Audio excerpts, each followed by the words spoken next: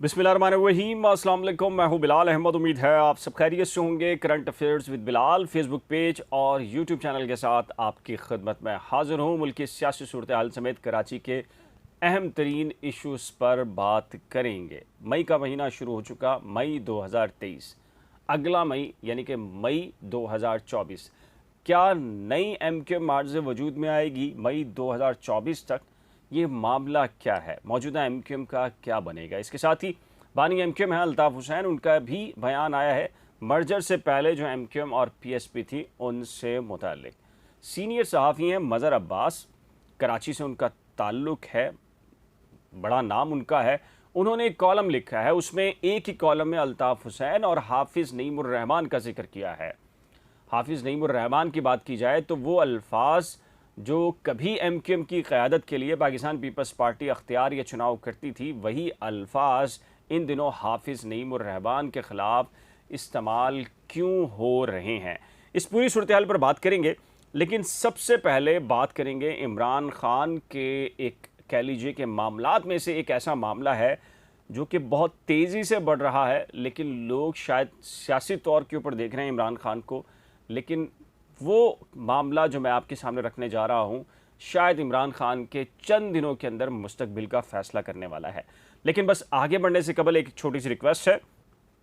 Facebook page पर जिन लोगों ने अभी तक पेज को लाइक और फॉलो नहीं किया, उनसे रिक्वेस्ट है कि जी वो लाइक और फॉलो कर लीजिएगा, ताकि जैसे ही कोई नई वीडियो अपलोड हो तो फौरी आप तक पहुंच सके, आप देख सकें। और जिन लोगों ने अभी तक यूट्यूब चैनल को सब्सक्राइब नहीं किया, उनसे भी रिक्वेस्ट है, और जो लोग कर चुके हैं उनका बेहद शुक्रिया। अच्छा जी, सारे मामला चल रहे हैं, इमरान ख़ान के बड़े बड़े बयानात हैं, गिरफ़्तारी की ख़बरें चल रही हैं, अदालतों में पेशी की ख़बरें चल रही हैं, माइनस फार्मूले की बात चल रही है, साबका इस्टेब्लिशमेंट क़यादत और मौजूदा इस्टेब्लिशमेंट क़यादत और सियासी क़यादत के बारे के अंदर बयानात भरपूर तरीके से जारी हैं इमरान ख़ान के हक़ में और ख़िलाफ़ भी।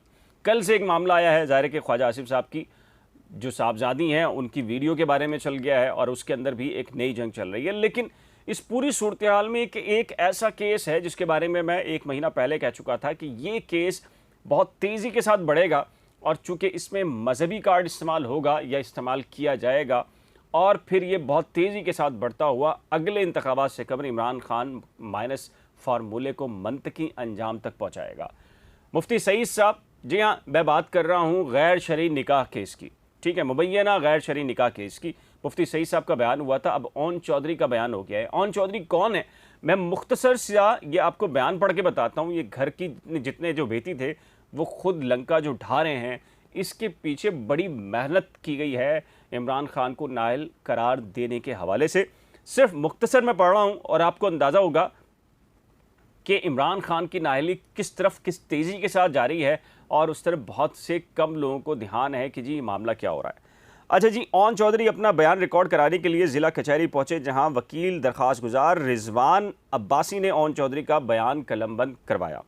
अदालत को दिए गए बयान में ओन चौधरी ने बताया कि इमरान ख़ान का ज़ाती असिस्टेंट सियासी सेक्रेटरी और करीबी साथी था। मैं इमरान ख़ान के तमाम सियासी और निजी मामलात को भी देखता था।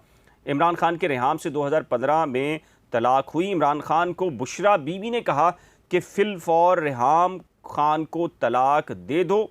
बुशरा बीबी के कहने पर इमरान ख़ान ने तलाक दे दी। अच्छा, ये मामला यहाँ ख़त्म नहीं होता, आगे जो बयान है वो इंतहाई ख़तरनाक है। ओन चौधरी ने कहा कि बुशरा बीबी ने इमरान ख़ान को कहा कि रेहाम को तलाक देना ही तुम्हारे लिए बेहतर है। रेहाम मुल्क में मौजूद नहीं थी। इमरान ने रेहाम ख़ान को ईमेल पर तलाक दे दी। इमरान ख़ान तलाक के बाद जहनी परेशानी का शिकार हुए।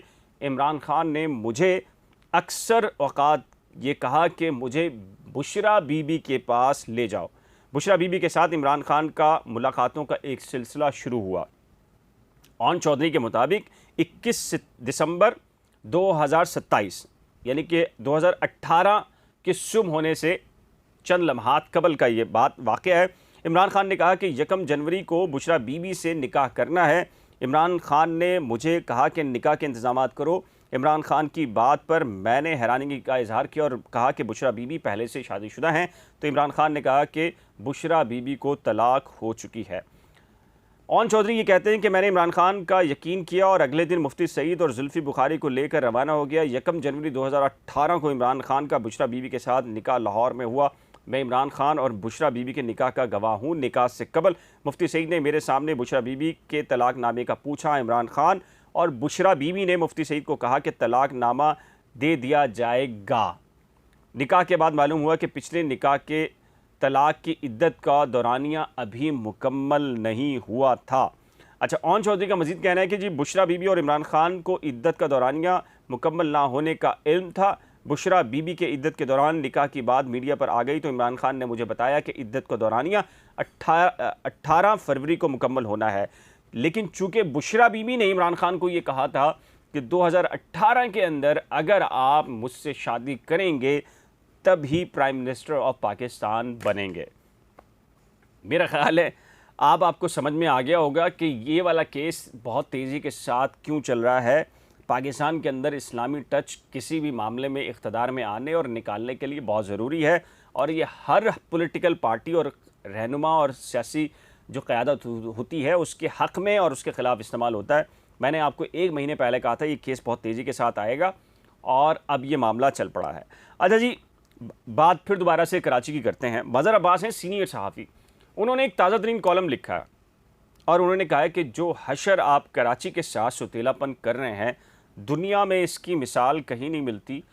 پورے پاکستان کے لوگ یہ بات کہہ رہے ہیں کہ کراچی کی آبادی 3.5 کروڑ 4 کروڑ ہے، ہر فورم پہ بات ہوتی ہے، لیکن جو مردم شماری کی جا رہی ہے اس کے اندر جس طریقے سے کراچی کی آبادی کو کم ظاہر کیا گیا ہے، گنا گیا ہے، اس سے بڑا ظلم نہیں ہو سکتا۔ مظہر عباس لکھتے ہیں کہ جی ایک وہی الفاظ جو الطاف حسین کے بارے میں تھے، وہی بیانات، وہی خیالات جو باقی دیگر قیادت کے الطاف حسین کے بارے میں ہوا کرتے تھے، ان دنوں وہی حافظ نعیم الرحمن کے لیے ہیں۔ حافظ نعیم الرحمن کے لیے کیوں ہیں؟ اس کی وجہ یہ ہے کہ حافظ نعیم الرحمن کراچی کے حقوق کی بات کر رہے ہیں، اور حافظ نعیم الرحمن ان ایشوز کے اوپر بات کر رہے ہیں، تو پاکستان پیپلز پارٹی کو یہ بہت زیادہ چبھ رہی ہے بات۔ اب آپ صورتحال دیکھیں کہ سعید غنی ہوں، شرجیل میمن یا دیگر جو رہنما ہیں پیپلز پارٹی کے، وہ حافظ نعیم الرحمن کو جو کہ قوم پرست سیاست پر بلیو نہیں کرتے ہیں، انہیں نسل پرست سیاست یا سندھیوں کا دشمن قرار دے رہے ہیں، اور وہ کہہ رہے ہیں، ان سندھیوں سے مطالبہ کر رہے ہیں جو جماعت اسلامی کا حصہ ہیں کہ وہ فیصلہ کریں۔ یعنی کہ ان کے کہنے کا مطلب یہ ہے کہ آپ خود فیصلہ کریں کہ آپ کو جماعت اسلامی کے ساتھ رہنا ہے یا پھر ہمارے ساتھ آنا ہے۔ تو صورتحال نوبت یہاں تک پہنچ چکی ہے۔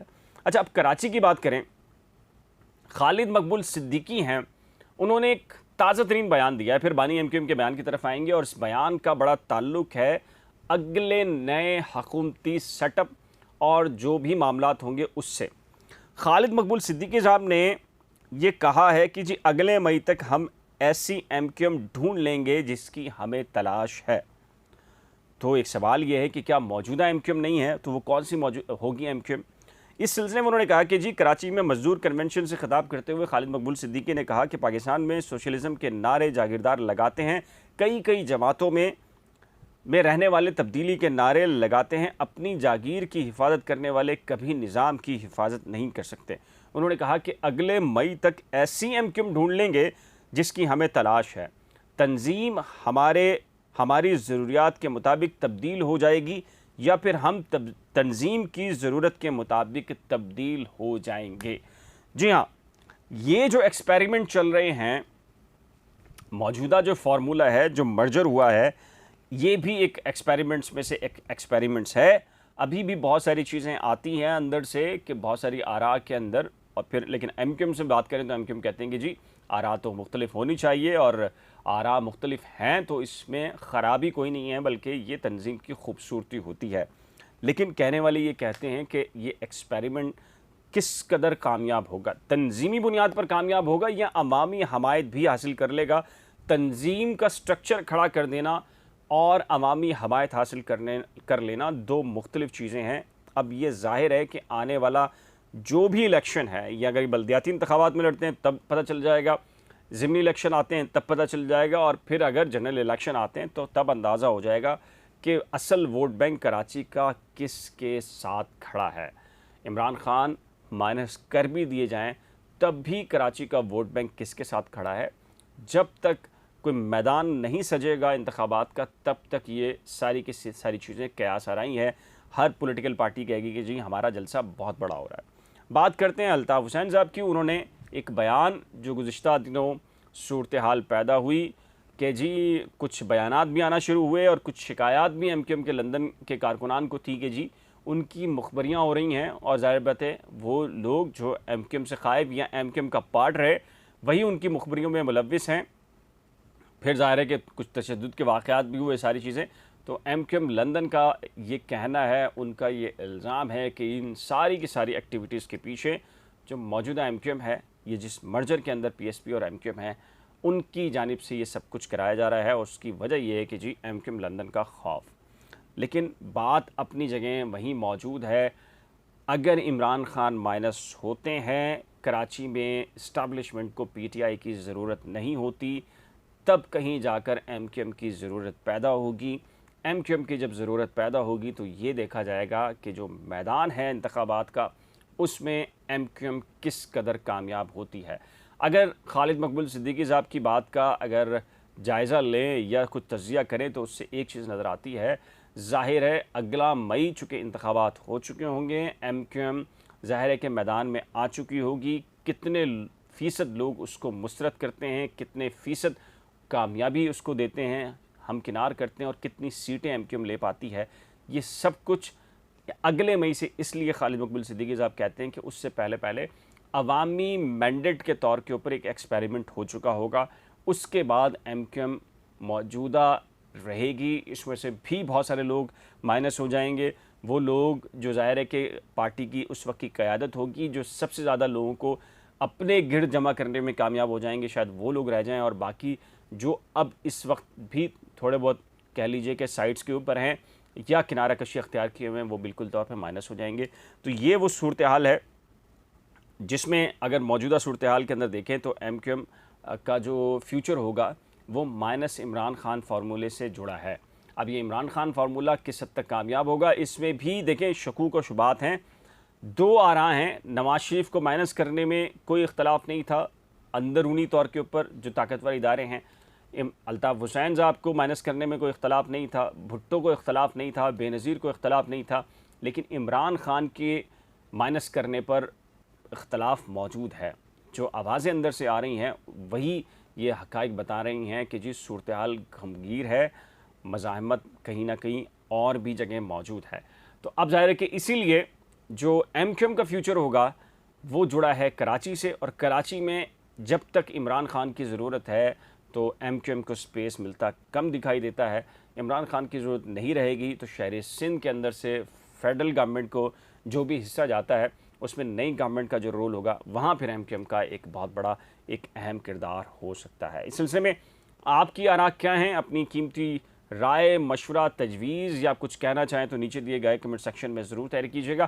ایک نیا ولاگ کے ساتھ جلد ملیں گے، لیکن جانے سے پہلے ریکویسٹ ہے ایک مرتبہ پھر جن لوگوں کو یہ ولاگ پسند آیا ہو، یہ ویڈیو پسند آئی ہو، اس کو شیئر کر دیجیے گا آگاہی کے لیے۔ اس کے ساتھ ہی یوٹیوب چینل کو سبسکرائب، فیس بک پیج کو لائک اور فالو کرنا مت بھولیے گا۔ خدا حافظ۔